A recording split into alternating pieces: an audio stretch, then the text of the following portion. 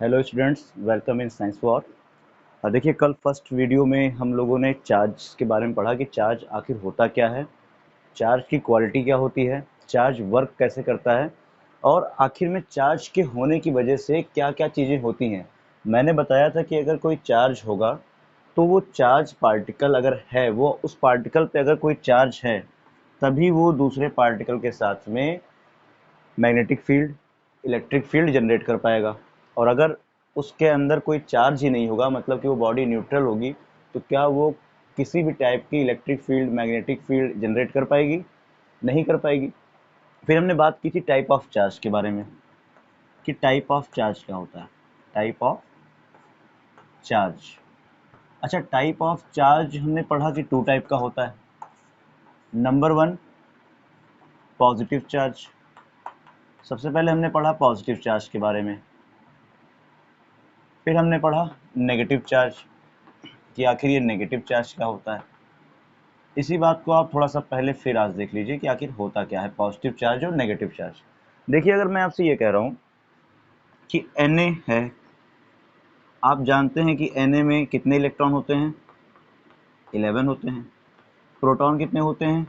11 होते हैं। अच्छा, इस Na को अगर मैं Na प्लस लिख दूँ और प्लस में एक इलेक्ट्रॉन लिख दूँ, मतलब मैंने इसमें से एक इलेक्ट्रॉन निकाल लिया।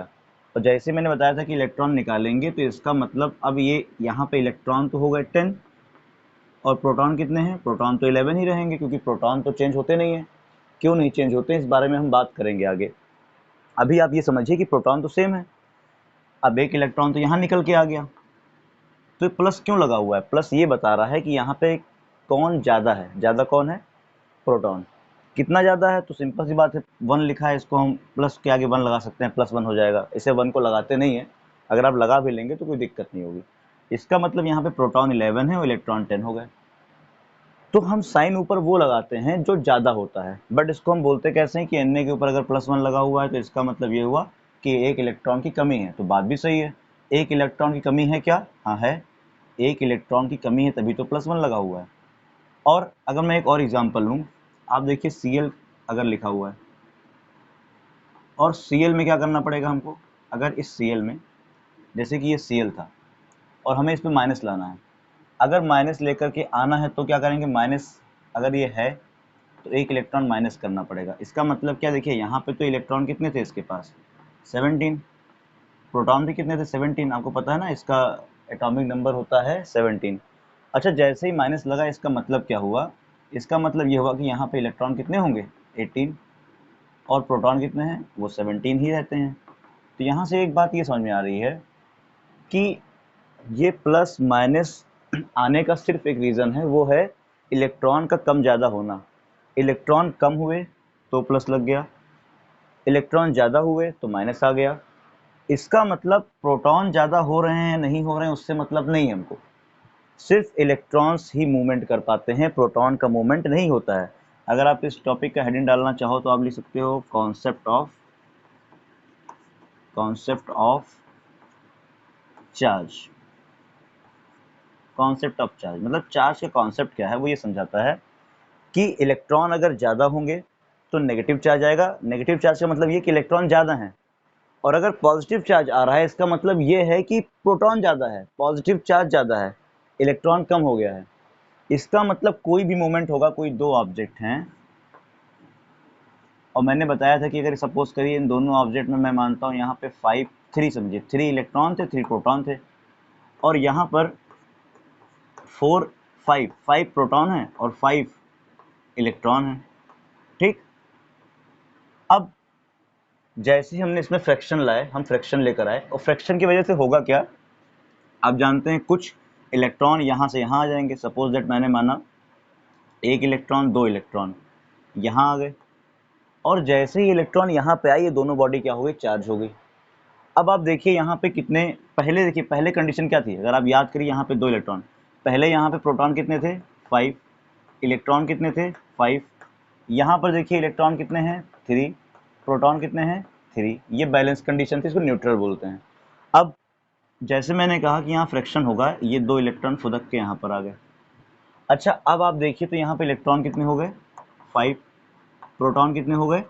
3, और यहाँ पर आप देखिए तो यहाँ पे आपके इलेक्ट्रॉन हो गए 1 2 3 3, और प्रोटॉन कितने हो गए 5।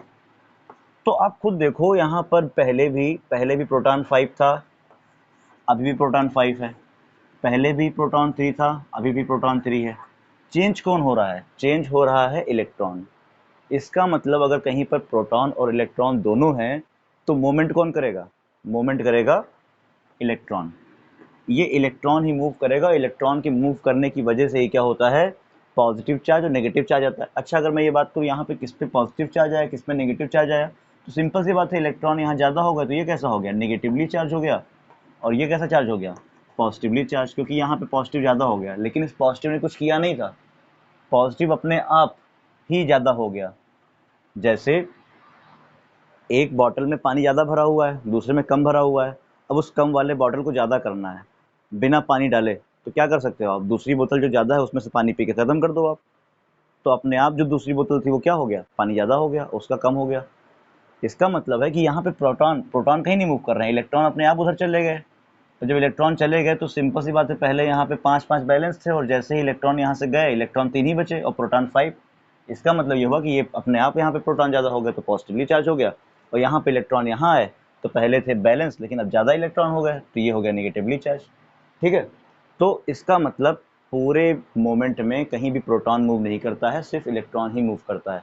अब अगर यहाँ से हमको और डिटेल में समझना हो तो हम ये बात समझ सकते हैं कि क्यों क्यों कोई भी प्रोटॉन मूव नहीं करता है और इलेक्ट्रॉन क्यों मूव करता है। इलेक्ट्रॉन मूव करता है और प्रोटॉन मूव नहीं करता है, इसका रीज़न क्या है? देखिए सिंपल सी बात है, कोई भी चीज़ मूव कब करेगी? अगर कोई दो ऑब्जेक्ट है तो ज़्यादा अच्छा मूव कौन कर सकता है? जिसका मास कम होगा। जिस बॉडी का मास कम है वो मूव ज़्यादा अच्छा कर पाएगी, उसमें मूवमेंट ज़्यादा हो पाएगा। जैसे एक क्वेश्चन बनता है एग्ज़ाम में, एक दो बार आ भी चुका है, पूछ चुका है एग्ज़ाम में, वो ये पूछता है, why only electron can move? Why only electron can move? सिर्फ इलेक्ट्रॉन ही क्यों मूव करता है? तो देखिए इलेक्ट्रॉन की मूव करने का एक रीज़न ये है, क्योंकि इलेक्ट्रॉन का मास बहुत कम होता है comparison to proton.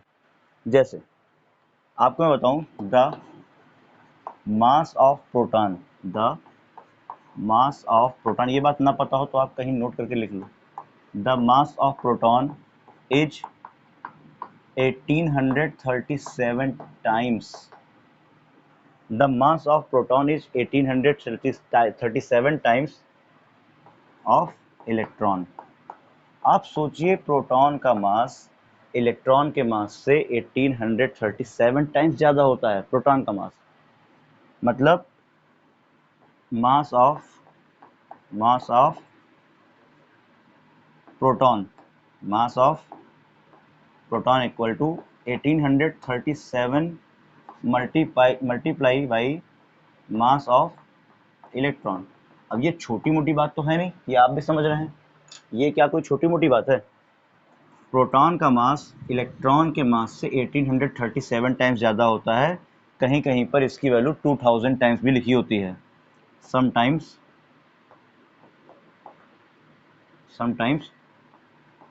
2000 time of electron. ठीक है, ये भी एक चीज़ रहती है, कहीं कहीं बुक्स में आपको 2000 टाइम मिल सकता है। 1837 टाइम्स मास होता है किसका? प्रोटॉन का। अब आप सोचिए अगर कोई दो चीज़ रखी हुई है, इलेक्ट्रॉन और प्रोटॉन, और इलेक्ट्रॉन का मास इतना कम है, प्रोटॉन का मास 1837 टाइम्स है इलेक्ट्रॉन का, प्रोटॉन का मास, तो कौन मूव करेगा? सिंपल सी बात है, इलेक्ट्रॉन मूव करेगा। जिसका मास इतना ज़्यादा होगा वो क्या कर पाएगा? नहीं कर पाएगा। इसके मास को सिर्फ न्यूक्लियर एनर्जी, न्यूक्लियर फोर्स ही इसको ब्रेक कर सकता है, वो भी पॉसिबल नहीं होता है करना, अभी आप आगे पढ़ेंगे क्लासेस में। तो इसका मतलब सिर्फ ये हुआ कि इलेक्ट्रॉन इलेक्ट्रॉन ही मूव कर पाएगा, क्योंकि इसका मास बहुत कम है कंपैरिजन टू प्रोटॉन, और प्रोटॉन का मास इतना ज़्यादा है कि वो फ्रीली मूव भी नहीं कर सकता, इसलिए वो किसी भी न्यूक्लियस के अंदर चुपचाप बैठा रहता है, और इलेक्ट्रॉन इसके बाहर आराम से मूव करते रहते हैं, क्योंकि इनकी मूवमेंट करना बहुत ईजी है। आप कई जगह पढ़े हैं, जिसका मास बहुत कम होता है वो आराम से मूव कर लेता है, बट जिस भी चीज़ का मास ज़्यादा है वो नहीं कर पाएगा, है ना। तो अगर कोई चीज़ पूछे या कभी आपके क्वेश्चन एग्जाम में आता है, डायरेक्टली नहीं पूछ रहा है, इनडायरेक्टली ये क्वेश्चन आ रहा है, तो वहाँ पे आप ये चीज़ लिख दोगे, ये लिख दोगे तो आपका इंप्रेशन अच्छा हो जाएगा। और एग्ज़ाम में इंप्रेशन अच्छा करना भी कोई छोटी मोटी बात नहीं होती है। अब आप ये मत सोचिए कि ये क्वेश्चन आएगा मैं तभी लिख के आऊँगा या मैं लिख के आऊँगी, इसको आपको लिख के आना ही आना है। कहीं ना कहीं तो कोई क्वेश्चन चार्ज का आएगा ही ना, आप इस बात को लिख के आइए। ये सब बातें बच्चे बहुत ज़्यादा नहीं लिखते हैं, और अगर आप लिख के आओगे तो उसका बेनिफिट तो मिलना ही मिलना है, क्योंकि आपसे पहले जो 100 कॉपी चेक हुई है उसमें भी ये बात नहीं लिखी रही होगी। हो सकता है आपके बाद जो 100 कॉपी आए उसमें भी ना लिखा हो सकता है लिखा भी हो, कोई बड़ी बात नहीं है, बट एक चांसेस कम होती है, इसकी मैं बात कर रहा हूँ। तो अगर कहीं हमको बेनिफिट मिल रहा है तो उसको उठाना चाहिए, ठीक है। तो हमने समझा कि मास ऑफ प्रोटॉन बहुत ज़्यादा होता है। कितना ज़्यादा होता है? 1837, समटाइम्स 200। अगर आप ऑप्शनल पेपर सॉल्व करेंगे और ये दोनों ऑप्शन आ जाएगा तो आप इसको पहली प्रायोरिटी दीजिएगा, फिर आप इस पे जाइएगा, ठीक है। पहला प्रायोरिटी 1837, क्योंकि ये एग्जैक्ट है और ये अप्रॉक्सीमेट है, ठीक है। तो proton of mass of proton बहुत ज़्यादा होता है कंपेरिजन टू इलेक्ट्रॉन, ठीक है। इलेक्ट्रॉन का मास कितना होता है, कोई बता सकता है क्या? इलेक्ट्रॉन का मास हो जाएगा 9.1 10 पावर 10 टू द पावर -31। आप सोचो खुद, इतना कम, बहुत कम हुआ ये, अपने आप में बहुत कम मास है ये, है ना। अच्छा, अगर ये बात क्लियर हो गई तो हम अब नेक्स्ट बात करेंगे कि आखिर यूनिट ऑफ चार्ज क्या होता है। यूनिट ऑफ चार्ज अगर आपसे कोई पूछता है तो आप सिंपल सी बात है बताओगे कूलाम। लेकिन क्या सिर्फ कूलाम होते हैं? नहीं, बहुत सारे होंगे। तो कूलाम के अलावा क्या क्या हो सकता है हम इस बारे में बात कर लेते हैं। यूनिट ऑफ चार्ज क्या क्या हो सकता है इस बारे में बात करते हैं। जैसे सबसे पहले हम लिखते हैं यूनिट ऑफ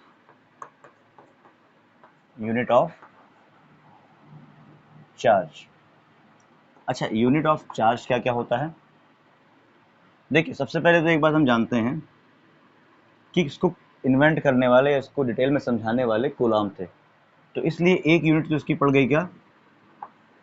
कूलाम, ठीक है। जो पता है, बहुत ज़्यादा बात करने की ज़रूरत नहीं है हमको है। Number 2, CGS unit of charge. अच्छा, CGS यूनिट चार्ज की क्या होती है?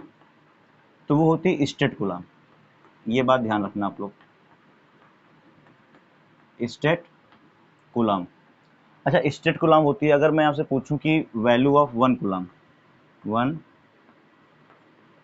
कूलाम इक्वल टू क्या होता है, तो ये बात ध्यान रखना आप, आगे बहुत ज़्यादा काम आएगा। मैं लिंक करूंगा इन बातों को। स्टेट कूलाम, क्या ये बात ध्यान रहेगी? उम्मीद करते हैं ध्यान रहनी चाहिए आपको। 1 coulomb equal to 3 into 10⁹ stat coulomb. देखिए, ये सब आपकी पर्सनालिटी को अच्छा बनाएगा। जब आप एग्ज़ाम में पेपर देने के लिए जाएंगे तो उस पेपर में आपका फेस, आपका नेम कोई नहीं जानता होगा, कुछ रोल नंबर्स लिखे रहेंगे जो सबके लिखे रहेंगे। तो वहाँ से सिर्फ आपकी पर्सनालिटी, आपके पढ़ने का तरीका, आपके पढ़ाई का लेवल, आपकी नोट्स बताएगी। देखिए, ये बात सब लिख के आएंगे कूलाम।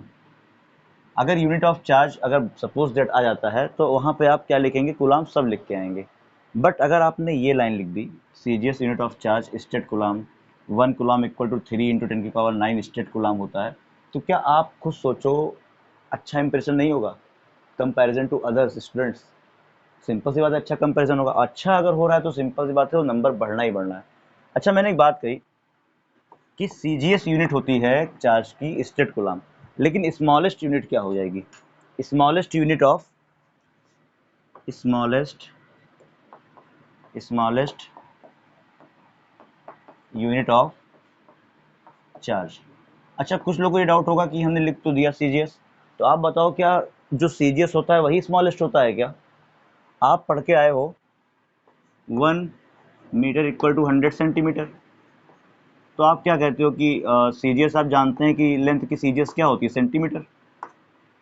तो क्या CGS ही सबसे छोटी हो, CGS में सबसे छोटी लेंथ की सेंटीमीटर ही होती है क्या? नहीं होती है ना, उससे भी छोटे होते हैं, नैनोमीटर, पिकोमीटर और माइक्रोमीटर, सब होता है ना। इसका मतलब कि CGS में कोई चीज़ का होने का ये मतलब नहीं है कि सबसे छोटी यूनिट वही है।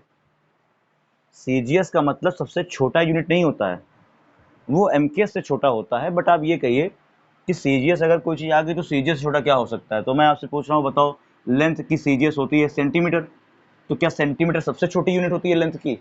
क्या उससे छोटा micrometre, nanometre, picometre, dot dot dot et cetera होते हैं ना? तो हम एक बात समझ में आया, हमको एक बात समझ में आई कि सीजीएस में होने का मतलब ये नहीं कि सबसे स्मॉलेस्ट वही है, इससे भी स्मॉलेस्ट हो सकते हैं।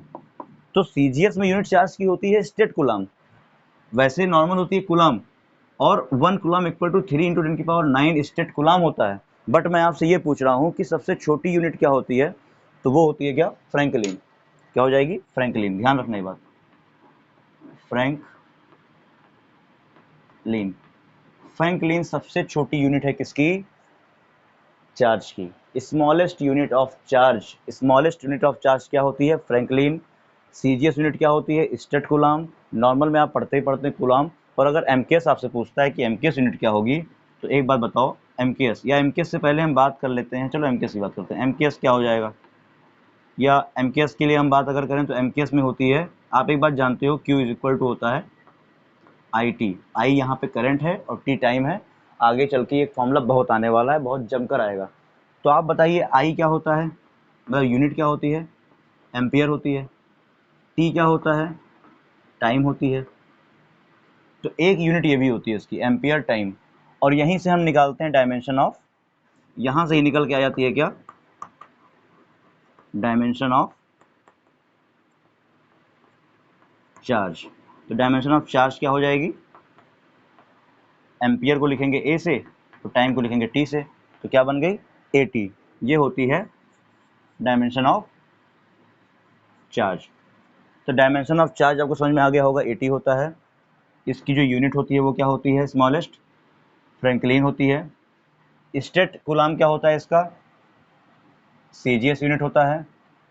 और नॉर्मल कंडीशन क्या पढ़ते हैं हम कि कूलम होता है। ठीक है, ये बात आपको क्लियर है या नहीं? अच्छा, इसकी जो जितनी भी यूनिट थी मैंने मैक्सिमम लिखवा दी है, और ऐसा नहीं कि सिर्फ यही यूनिट होती हैं, इसके अलावा नंबर ऑफ यूनिट्स होती हैं चार्ज की। अभी हम आगे पढ़ेंगे तो बताते जाएंगे, एक साथ आपको रटने की ज़रूरत नहीं है। आप इसको साफ साफ लिख लेना एक बार, आप इसका स्क्रीनशॉट भी ले सकते हो अच्छे से, और इसके बाद फिर आप इसको नोट करिए, पढ़िए बार बार, कोशिश करिए कि आपको सारी वैल्यू याद हो, क्योंकि कूलम अपने आप में 100% परफेक्ट नहीं है। अगर सारी यूनिट्स याद रहेंगी तो चांस पूरा है कि आपको फ़ायदा मिलेगा। आपको खुद लग रहा होगा कि ये सब यूनिट्स मुझे आनी चाहिए थी, क्यों नहीं आ रही हैं? Franklin, stat coulomb, 1 coulomb equal to 3 × 10⁹ stat coulomb होता है, और भी कई सारी यूनिट होती है, मैं बताता रहूँगा आगे। और एक यूनिट हमने ये भी पढ़ ली, क्या? कि एम्पियर टाइम, टाइम मतलब टी। अच्छा सॉरी, एम्पियर टाइम मैंने लिख दिया है, एम्पियर टाइम नहीं, एम्पियर सेकंड होता है ना। ये एम्पियर टाइम तो मतलब टाइम तो उसका फुल फॉर्म हो गया टी, एम्पियर सेकंड। तो आप देखो यहाँ पे एम्पियर का ए हो गया, और टाइम का सेकंड, किसका? सेकंड का क्या होता है? डायमेंशन टी होता है, तो ये बन गया ए टी। तो यहाँ से हमने क्या निकाल लिया? फिजिकल क्वांटिटीज़ की हेल्प से हमने निकाल लिया इसका डायमेंशन। और डायमेंशन भी इम्पॉर्टेंट है, डायमेंशन भी इम्पॉर्टेंट है। डायमेंशन कोशिश करिए कि हर एक एक एक आपको क्वांटिटी की पता हो कि क्या उसकी डायमेंशन होती है। अब की बार नीट के एग्जाम में सीधे सीधे 3 क्वेश्चन आपके डायमेंशन से आ गए थे, तो इतनी इंपॉर्टेंस रखता है ये। आपको आना भी चाहिए, कहीं नहीं भी पूछता तब भी आप डायमेंशन लिखो, क्वेश्चन में इंप्रेशन अच्छा जाएगा। ठीक है, तो उम्मीद करते हैं आपको ये क्लास बढ़िया समझ में आई होगी, और इतना आप तैयार करिए। हम छोटे छोटे क्लास में सारी टॉपिक कवर करेंगे, कुछ भी छूटने वाला नहीं है, एक अच्छे लेवल तक जाएंगे। ठीक है, आप इसको नोट करिए, पढ़िए, और अगली क्लास कल आने से पहले कोशिश करिए कि आपको ये याद हो जाए। Okay, thank you.